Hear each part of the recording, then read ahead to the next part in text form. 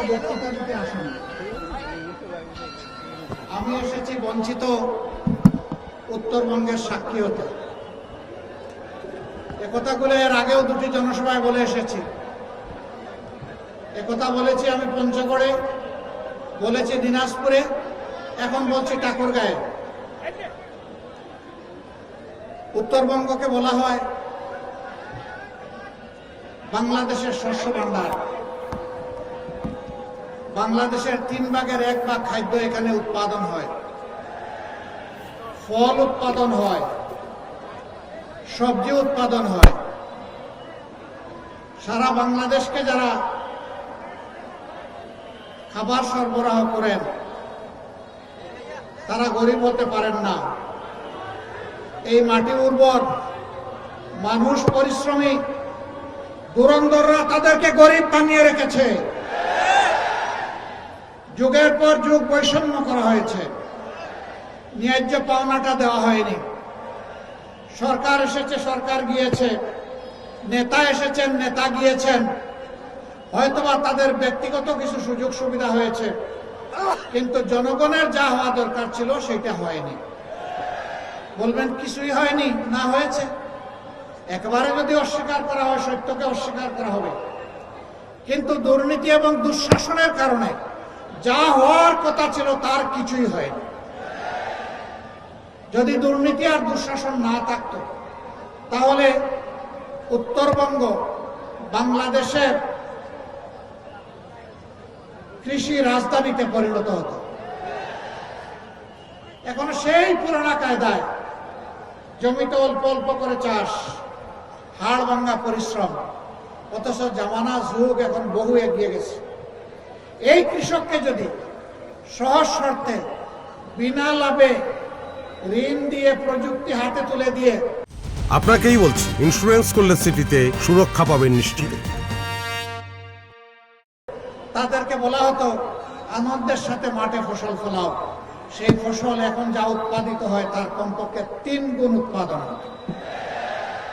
বলবেন যা উৎপাদন করি তারই তো মূল্য পাই না, 3 গুণ ফলাইলে কি আমরা মূল্য পাবো? হ্যাঁ, আপনারা অবশ্যই মূল্য পাবেন। যদি দেশ ইনসাফের ভিত্তিতে পরিচালিত হয় তাহলে কৃষক তার উৎপাদিত পণ্যের ন্যায্য মূল্য অবশ্যই পাবে। মধ্যস্বত্বভোগীরা তাদের কপাল নিয়ে খামসি করতে পারবে না। এরপরে এই 3 গুণ ফসল যেটা ফলাবেন সেটা তখন সংরক্ষণের জন্য জায়গায় জায়গায় সংরক্ষণাগার গড়ে তোলা হবে। ফল তাড়াতাড়ি পাকে, শেষ হয়ে যায়, পচে যাওয়ার ভয়ে অল্প মূল্যে আপনারা বিক্রি করে দেন। সেই ফল যখন সংরক্ষণের ব্যবস্থা হবে তখন আর তাড়াহুড়া করতে হবে না, আপনারা ন্যায্য মূল্য পাবেন। আর বাংলাদেশ সারা বছর আপনাদের কাছ থেকে পুষ্টি এবং ফলমূল পাবে ইনশাআল্লাহ।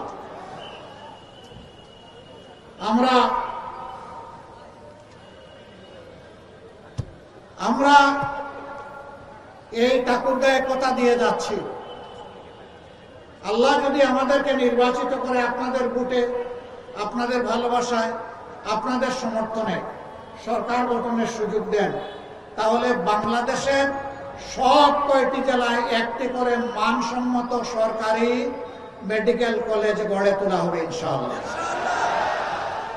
যারা বঞ্চিত হয়েছে সকল সুবিধা থেকে তাদের দুয়ারে আগে চলে যাবে ইনশাআল্লাহ আগামীর উন্নয়ন। আমরা বৈষম্য করব না, আমরা আল্লাহকে ভয় করব। আল্লাহকে ভয় করার কারণে বঞ্চিত মানুষগুলোর অধিকার প্রথমে তাদের হাতে তুলে দেওয়া হবে। ঠাকুরগাঁওবাসী, এর আগে দফায় দফায় আপনারা অনেককেই আপনাদের মূল্যবান ভোট, ভালোবাসা, সমর্থন দিয়েছেন। এবার বাংলাদেশ জামাতে ইসলামীকে নয়, এবার এই দেশের মুক্তি পাগল মানুষের 10 দলের একটা ঠিকানা, সেই ঠিকানাকে আপনারা ভোট দেবেন। আমরা একা বাংলাদেশ করতে পারবো না। আমরা মনে করি ঐক্যবদ্ধ জাতিকে ঐক্যবদ্ধ করেই বাংলাদেশ করতে হবে ইনশাআল্লাহ। আমরা ঘোষণা করেছি আল্লাহ আমাদেরকে কামিয়াবি দিলে, সফলতা দিলে আমরা কাউকে বাদ দিব না। আমরা সবাইকে বলবো আসেন মিলেমিশে আমরা বাংলাদেশ গড়ে তুলি। 3টা শর্ত শুধু মেনে নিতে হবে। নাম্বার 1, কোনো দুর্নীতি নিজে করবেন না এবং কোনো দুর্নীতিবাজকে বগলের নিচে আশ্রয় দেবেন না। নাম্বার 2, গরিব ধনী সকলের জন্য, নারী পুরুষ সকলের জন্য, সকল ধর্ম সকল বর্ণের মানুষের জন্য ন্যায় বিচার নিশ্চিত করা হবে এবং সেই বিচার হবে সকলের জন্য সমান। সেই বিচারে কেউ রাজনৈতিকবিদ হিসাবে হস্তক্ষেপ করতে পারবেন না। বিচার বিভাগ হবে সম্পূর্ণ স্বাধীন, আর বিচার হবে ন্যায়ের ভিত্তিতে, কোনো বেইনসাফি বিচার আর বিকিকিনি হবে না। এইটা মেনে নিতে হবে। 3 নম্বর, 54 বছরের বস্তা পচা রাজনীতি, যেটা দুঃশাসন আর দুর্নীতিতে দেশকে ডুবাইয়ে ফেলেছে, চাঁদাবাজদের রমরমা ব্যবসা আর জনগণের যান যাওয়ার উপক্রম, এই সব কিছু বদলাতে হলে, বৈষম্য বদলাতে হলে, অঞ্চলে অঞ্চলে বৈষম্য, ব্যক্তিতে ব্যক্তিতে বৈষম্য, পরিবারে পরিবারে বৈষম্য, গোষ্ঠীতে গোষ্ঠীতে বৈষম্য, দলে দলে বৈষম্য, সকল বৈষম্যের আমরা কবর রচনা করতে চাই। এই জন্য প্রয়োজন সংস্কারের সকল প্রস্তাব গণভোটে দেওয়া হয়েছে, সেই গণভোটে হা দিয়ে গণভোটকে পাশ করায় দেব। আপনারা গণভোটে হা দেবেন? আর কিসে হা দিবেন? এই যে 10 দল, 10 মিলি পরিকাজ, তাতে নাই কোনো লাজ। জনগণের বিজয় হবে ইনশাআল্লাহ। কোন একক দলের কোন শাসন আমরা চাচ্ছি না। আমরা এখন জনগণের শাসন চাই।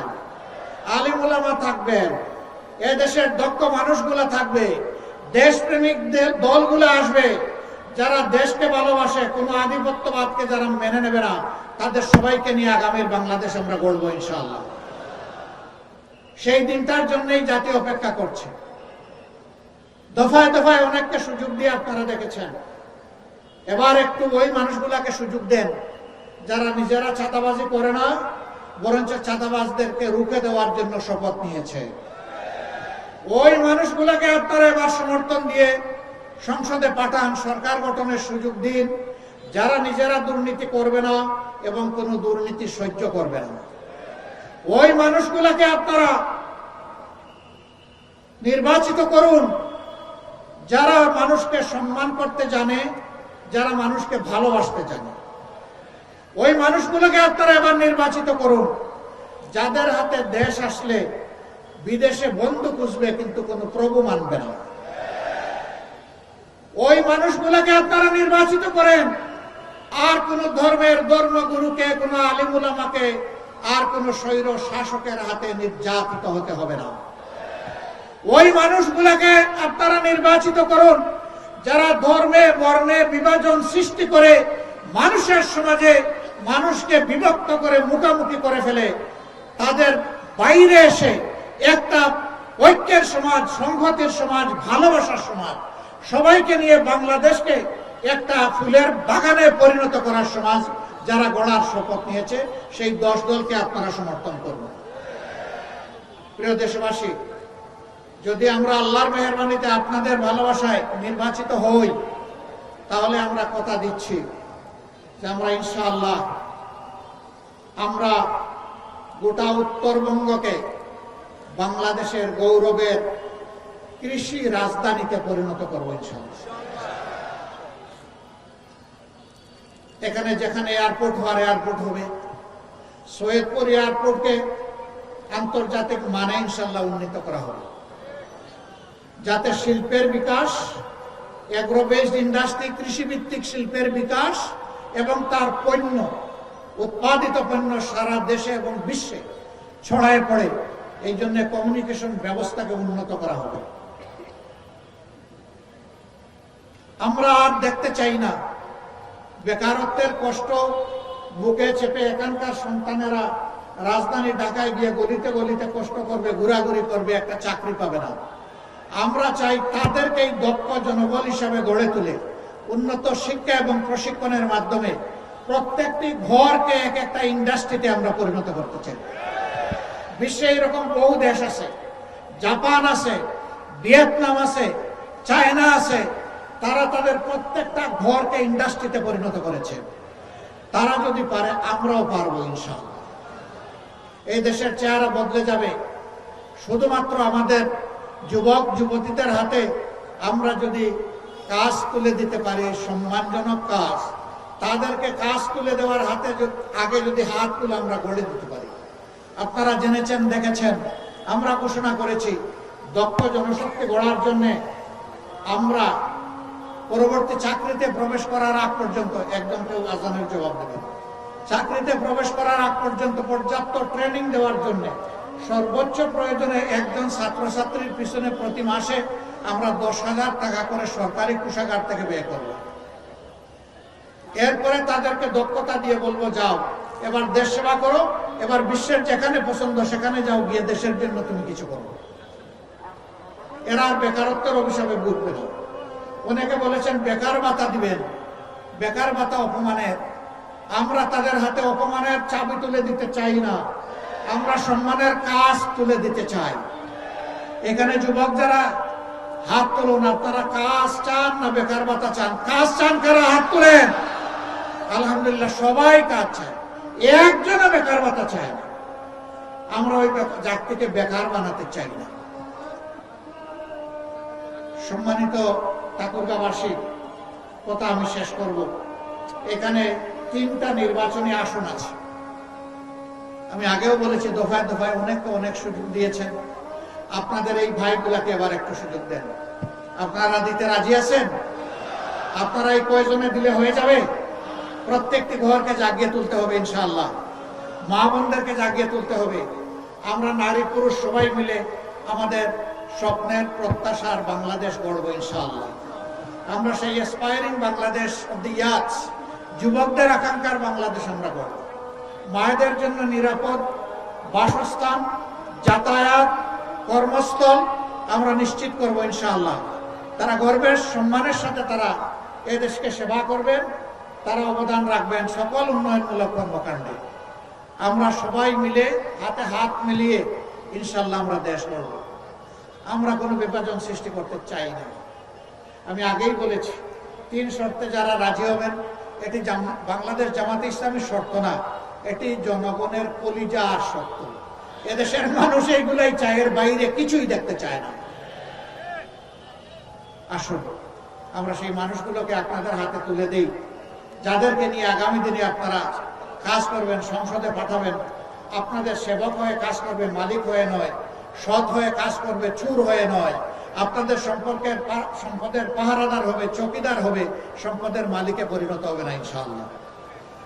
এই ঠাকুরগাঁও 1 থেকে আমরা যাকে দাড়িপাল্লা হাতে দিয়েছি, আপনাদের সকলের প্রিয়, আমাদের সকলের স্নেহের মজলুম ছাত্র জননেতা, যাকে খুন করার পরিকল্পনা করেছিল, আল্লাহ তাকে বাঁচিয়ে রেখেছেন। রাখে আল্লাহ, মারে কে?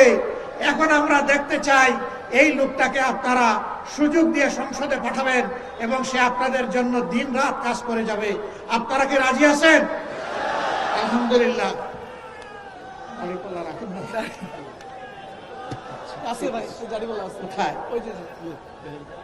পাল্লা লুকিয়ে রাখছেন কেন ভাই?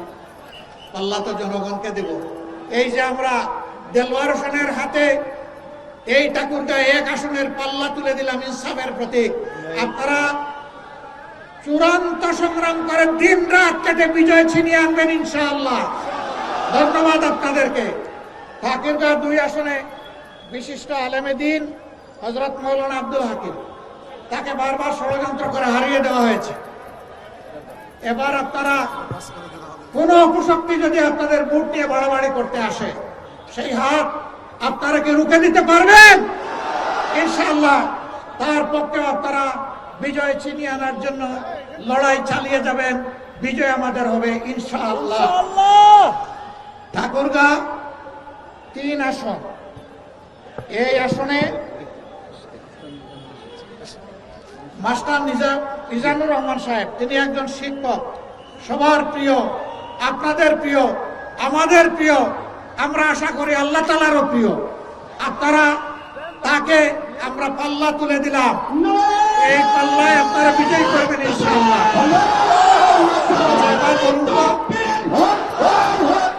এই 3 জন মানুষ একটু এই তিনজন মানুষকে দেখে আপনাদের মায়া লাগে নাকি সন্ত্রাসের গডফাদার মনে হয়, সন্ত্রাসীদের আশ্রয়দাতা মনে হয়?